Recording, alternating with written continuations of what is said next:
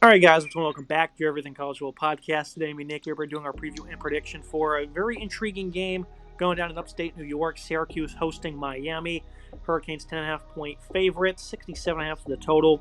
3:30 p.m. Eastern time on ABC.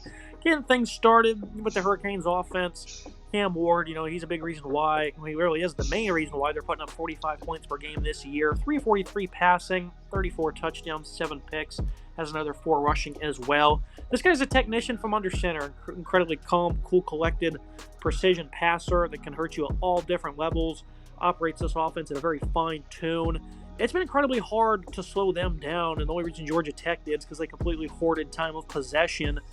That's the way they beat Miami, right, is limit possessions, but when you're not able to do that, this team is typically going to be highly efficient through the air. Obviously, this is a great receiving group he brings to the table. Xavier Restrepo, 10 touchdowns, 979 yards, incredibly strong hands. He's the go-to guy. Jacoby George had a monster game against Wake Forest. He's a second-league pass catcher. Isaiah Horton's a nice downfield option, and then Sam Brown as well. That's 4 different guys. They have 500-plus yards, and then Elijah Araro at tight end has 482 yards and 5 touchdowns. This is absurd production from this Miami passing attack, Nick. They're incredibly tough to slow down, and this game figures to be a shootout. Only, issues I have with Cam Ward is he does not know how to throw the ball away for the most part. When he gets in trouble, he tries to scramble, extend plays, and he'll just throw it in the middle of the field very often. And against Wake Forest, there was a screen that was dead. Just throw it to the ground. And what he does, throws it right to a defender. In this game, it means a lot. If they lose this one, they're out of the ACC title game. Those mistakes might eventually catch up to them. That's the only problem with this passing attack.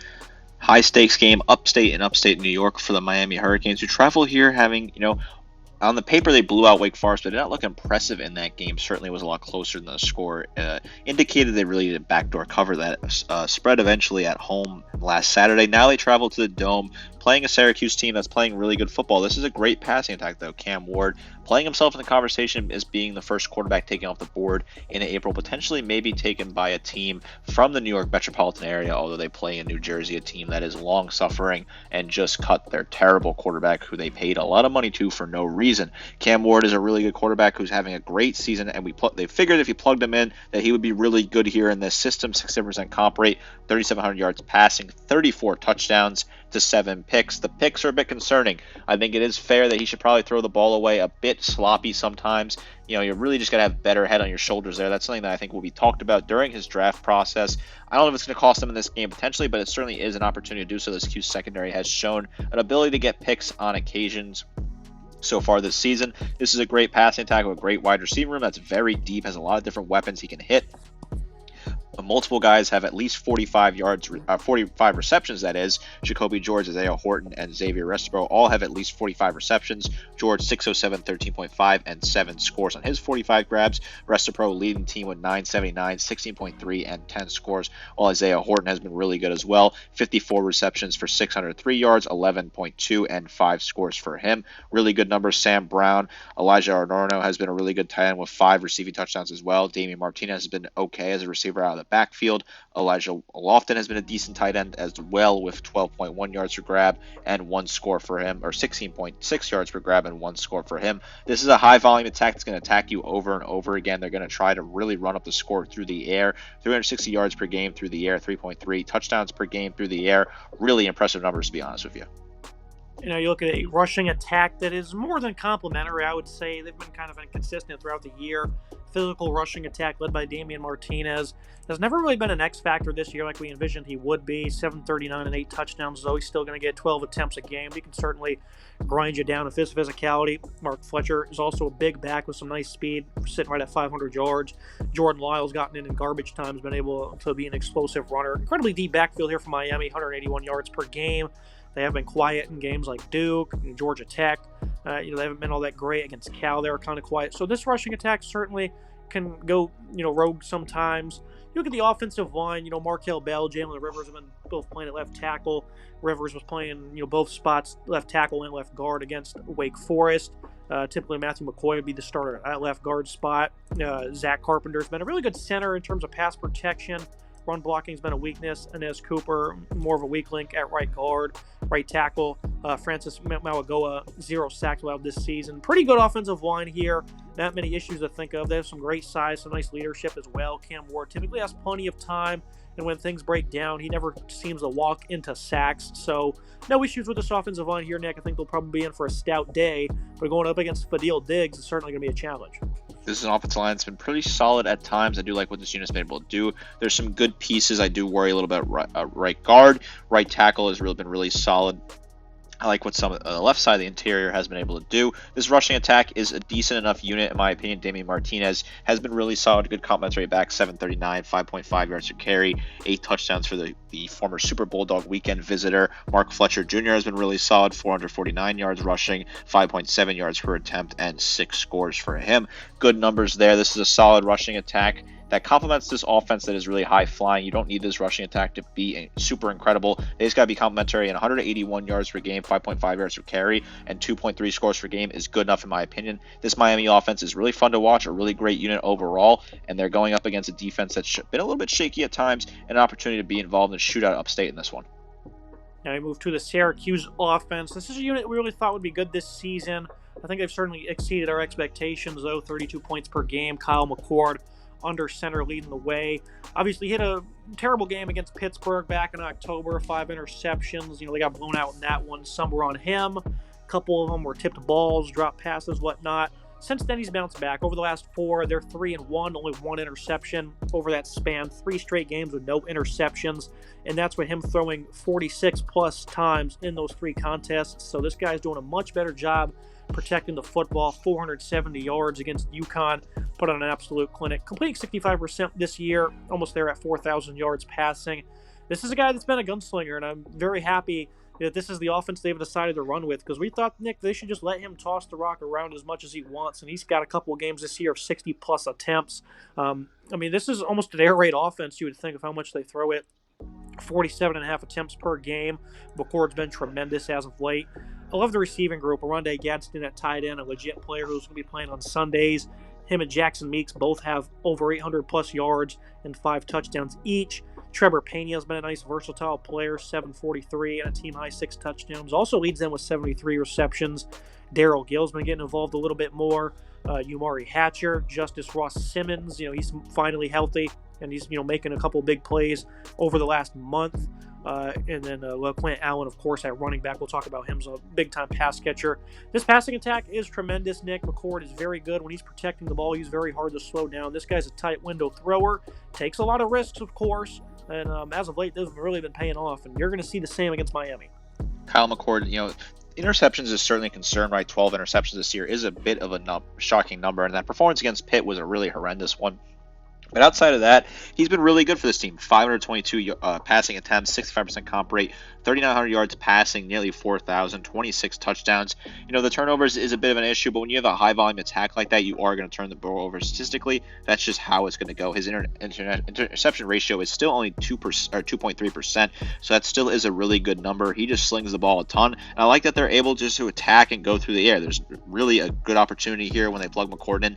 I didn't think he was the problem last year at Ohio State. I thought he was a passer that could really be good. That's why I was very high on the Syracuse team in the preseason, and he's having a great season. He's airing the ball out over and over again. He's really accurate at times, puts up a lot of yards, and that's been really solid for this team. I like what they've been able to do through the air with a really good wide receiver room. Rodney Gadsden, the tight end, has come back from his injury and has been better than anyone could have expected. 810 yards receiving for him, 12.5 yards per reception, and 5 touchdowns. Jackson Meeks, 800 yards, 12.1 yards per grab, 5 scores. Trevor Painter was really good to start the year. Still the top receiver on the team with 73 grabs, 743 and 10.2 yards per grab, 6 scores. Darren Gill has been solid, 420 and 2 touchdowns. Quinn Allen out of the backfield has 415 and 3 touchdowns as well. Amari Hatcher's been solid. Justice Ross Simmons has been solid as well. They each got multiple touchdowns. This is a really good passing attack that can compete with Miami's, in my opinion. I think if there's one team that can really be in a shootout and win that shootout against Miami, it's this Syracuse team that can really put up a ton of points on the board. They can really attack you. 31.7 points per game is a really good number. A high-flying and passing attack with some really good wide receivers and a solid tight end leading the way in Gadsden. And of course, you go back to LaQuint Allen in this rushing attack. Complimentary piece as well for the Orange. 17 attempts per game for Allen's pretty good considering how much McCord throws it. This offense just loves to stay on the field. Only 58 yards on 20 carries against UConn. But he's going to get a lot of touches in this game as a pass catcher and as a runner. He's seen what Georgia Tech was able to accomplish against the Canes in terms of being able to run the football. I think he can be effective in that regard. This is a guy who's going to get a lot of touches. He has 12 touchdowns this year. I think he's going to be a big focal point of this offense. I think he's likely going to have a pretty big day.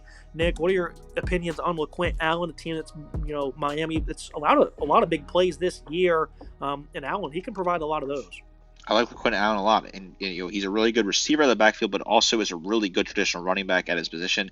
8.19 for him, 4.3 yards per attempt, 12 scores, and 74.5 yards per game. He's really the one leading the show. He's 189 attempts, while the next leading rusher for this team, Yasin Willis, has 32 attempts and only 1 score. So it's going to be the LeQuint Allen show. They're going to hand him the ball a lot. 75 yards per game is a really good number. I expect him to run the ball at a high clip here. This is an opportunity to attack this run defense and get a lot of good yards. This offensive line has to be strong against Miami pass rush. They have to be able to attack on the ground, and I think this could really balance out this passing attack, let this Syracuse team run the ball, really attack, and really have a nice two-headed monster here attacking this Miami team.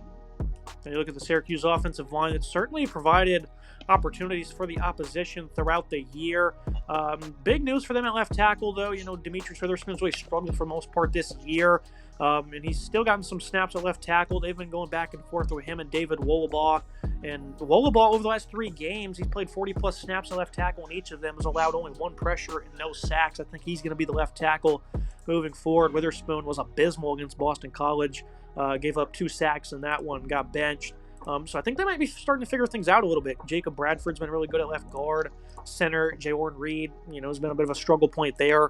Mark Petrie has been, above average at right guard and right tackle. Savion Washington was also overcoming some early season struggles. A lot of size on the O-line, especially at tackle, Nick. They've been vulnerable at times. It certainly seems like they're finding their footing at the right moment. Very good Miami pass rush, great, deep defensive line. But I think they might be well equipped to deal with this challenge. And of course, McCord gets the ball out in a hurry. Might be the perfect storm to upset Miami. I like this offensive line. This offensive line's a solid unit. They're getting fully healthy. Savion Washington's been good for this team. I think, Witherspoon's been okay for this team. I like what this offensive line's been able to do. This is a good unit. This offense, I think, is a really solid offense. They score a fair amount of points. They got a high-flying offense that's got good balance as well. They can certainly run the ball when they need to. And this could just be the right recipe to upset a really high-flying Hurricanes team. Now I move to that Miami defense, a team that is certainly kind of skewed their numbers a bit compared to how we've seen them play on tape and just in live action, where, again, explosive plays have really hammered them. But they've played the likes of Florida State, Wake Forest, offenses that aren't all that great, USF, Ball State, a couple FCS teams early on in the year. This team's not been that good on defense, Nick, over the last 2 months. They got gashed against Cal. Against Louisville, they were pretty bad in that game. You've seen it against Georgia Tech, where I picked the Yellow Jackets to win that game. I thought they would be able to spring explosive plays, not grind it out on the ground, and they did that, which is setting off major alarms because that means they can be beat in multiple different facets. And I think for Miami, they've just really underperformed against the run. And just in terms of explosive plays, I think the yardage total is certainly fine, right? 111 yards per game, only 11 touchdowns. But for having this elite of a group led by Hakeem Mesidor, Ruben Bain, who's healthy, Tyler Barron as well, Simeon Barrow on the interior, they've drastically underperformed, I would say. And, we talk about Quint Allen getting a lot of touches, and maybe it won't be a grinding out performance, but the big plays are still a concern, and those have not been shored up.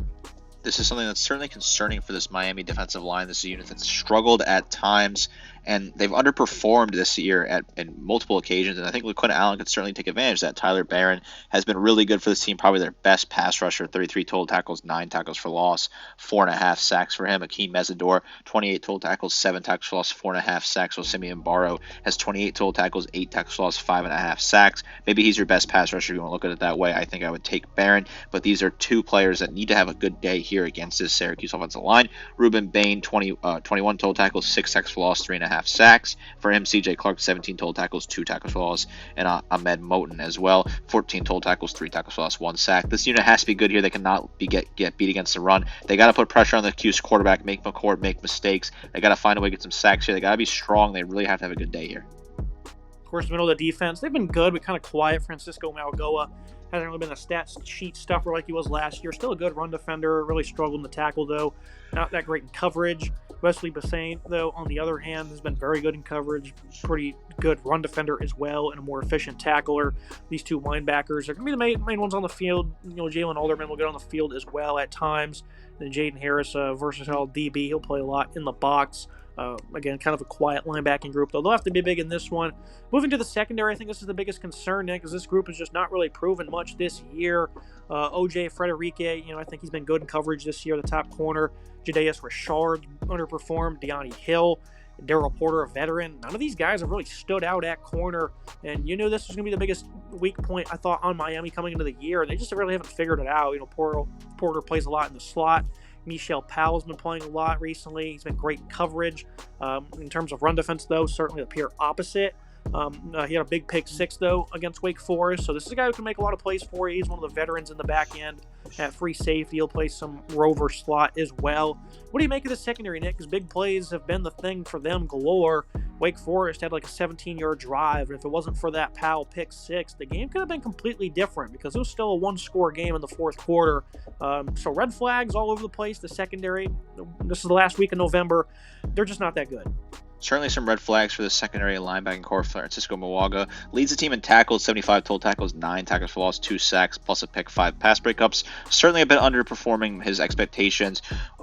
Byzantine as well has been solid, 46 total tackles, 3 tackles for loss, a pick, and a sack for him. We look at the secondary, Powell, that pick 6 against Wake Forest was very key for him. He's a really good ball hawking member of the secondary, 5 interceptions for him, 2 tackles for loss, 29 total tackles. Jaden Harris has been good at times, 37 total tackles, a pick for him and a pass breakup.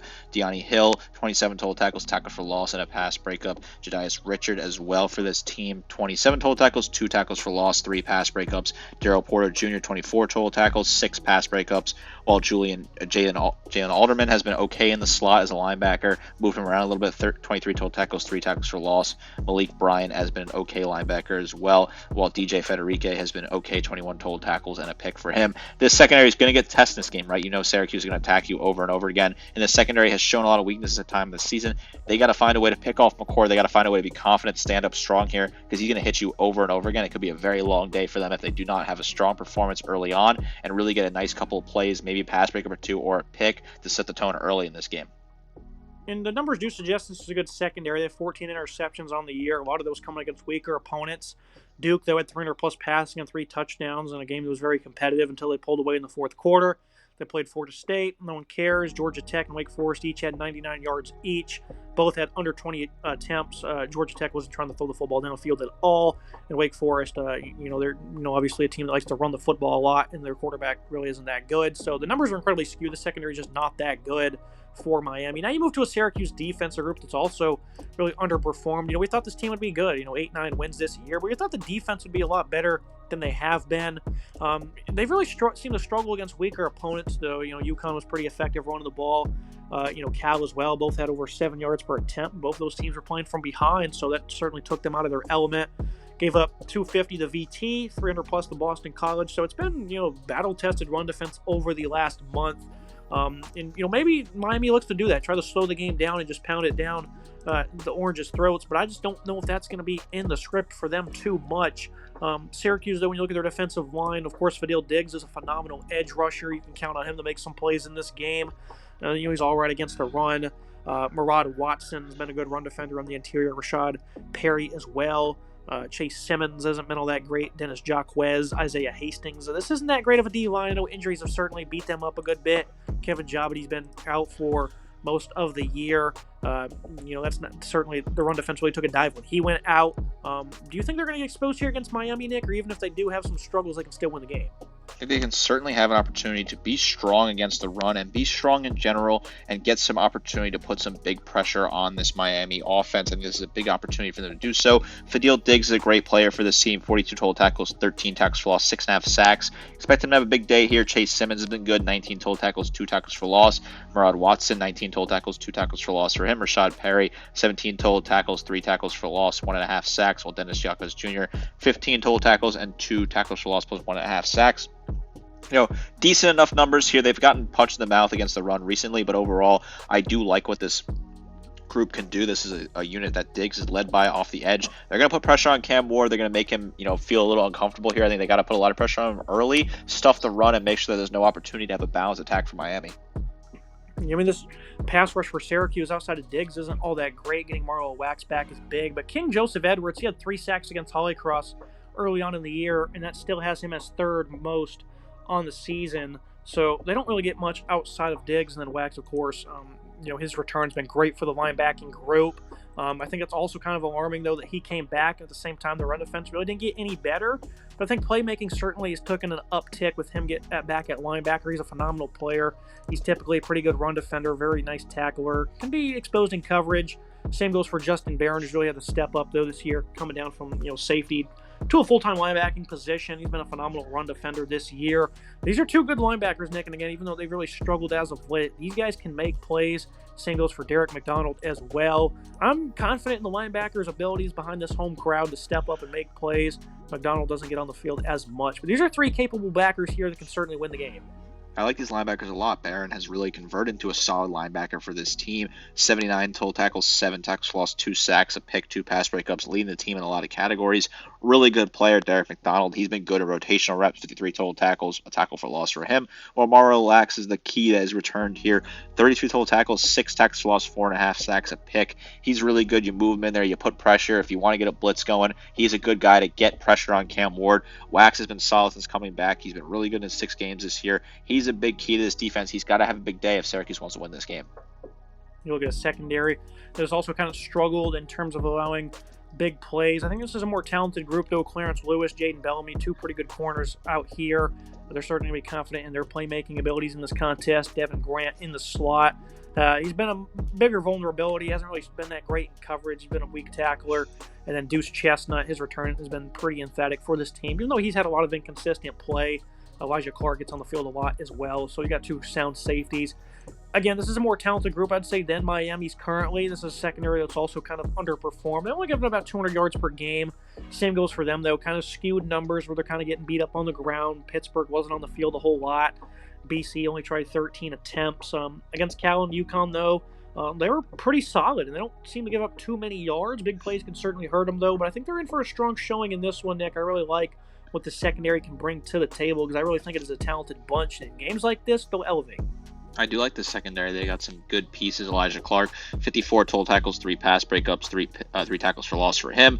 Deuce Chestnut's been good for this team. 52 total tackles, 4 tackles for loss, a pick, and 4 pass breakups. Devin Grant's been solid at safety and moving around a little bit. 49 total tackles, 8 tackles for loss, 2 sacks, 3 pass breakups. Clarence Lewis, a great coverage asset, 11 pass breakups, a pick, 31 total tackles for him. Jaden Bellamy, 32 total tackles for him. He has a pick 6 and one of his 2 picks plus 4 pass breakups.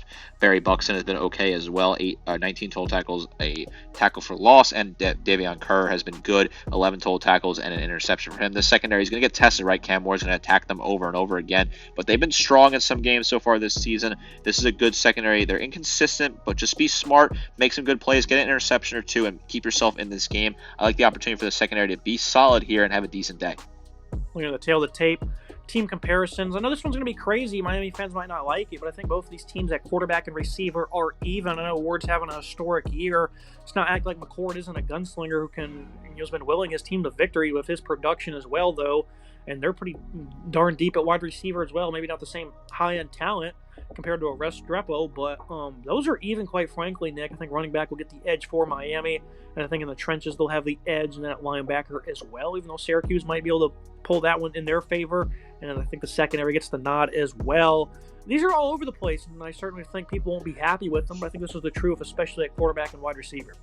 Yeah, you're going out on a limb there with quarterback and wide receiver. I think it's tough for me to say that quarterback is even, although McCord, I like him a lot. I think it's closer to even than wide receiver. I definitely think you got to give it to Miami on wide receiver.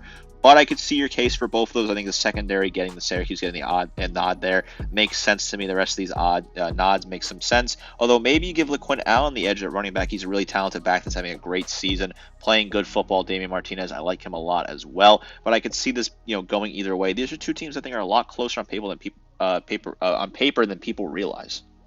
Yeah, I mean, both teams have 5 guys with 400-plus receiving yards, so I certainly one of those is a running back for Syracuse, of course. But moving to the final thoughts and the prediction, keys to the game, I think disrupt on the interior from Miami and Ward got to avoid those silly mistakes. And I think for the Qs, just let McCord cook downfield, be physical against the Miami receivers. I've been saying it for weeks, and maybe judgment might be a little bit clouded because I have a bet on Clemson to win the conference. And if Miami loses this game, they will have that opportunity. Syracuse is going to win this game regardless, Nick. Even if there's bias, money involved, I don't care. I just think they're going to win this game. I think McCord's going to outplay Ward, quite frankly. I think this is going to be a pretty, hopefully, packed environment. I know it's holiday weekend, but this is still going to be loud. Secondary's going to play with energy. McCord's going to have a great game against a secondary that's been prone to allowing big plays. And Miami, I picked them to lose to Georgia Tech a couple weeks ago, and they ended up doing that. And I'm going to pick them to lose here again, 10.5 points as, favorites. I think it's just a little silly. This Miami defense is not that great. And, at times this offense, they just haven't been great in first halves. Against Wake Forest, this was a very close game for a majority of it. The first half against Duke wasn't all that impressive from a complete team standpoint. And, of course, against Georgia Tech, they were pretty bad. So I think Miami, this is a game they've had coming. You look at their results, every single game they seem to play is incredibly close, even if it's not the final score. The majority of the game is a close contest. And Syracuse, they're going to win this one outright. Will it knock Miami from the playoffs? I think it just might, quite frankly.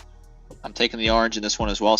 Miami fans will probably feel a little bit better about making the playoffs even with a loss, with the turmoil that went down in the SEC this past weekend with multiple top teams losing key games, particularly Texas A&M and Alabama that seem to have played themselves, as well as Ole Miss, played themselves out of the conversation. Miami, though, I think they're going to lose this game as well. I like the Syracuse team to really win a shootout here. Kyle McCord, if he's fully dialed in, he can be an incredible quarterback that can really take over the dome. It's very loud, even if it's not at full capacity. That sound just reverberates off the roof. I went to a game there earlier this year. It is so loud in that place. If they pack this place out, it's going to be deafening in there. It's going to be very tough for Miami to focus and figure out their attack on the offense. I think both defenses are very balanced, but I think Syracuse's defense will have the better day and get the job done in the end in a shootout. The Syracuse team has won shootouts this year. They've gotten themselves into big fights with teams and were able to get the job done. They won a shootout against Virginia Tech in overtime. They won one against UNLV earlier in the season on the road, whereas Miami has struggled in some of the games where their opponents scored a lot of points late in the game. I look at the Louisville game where they nearly blew that one and managed just to barely escape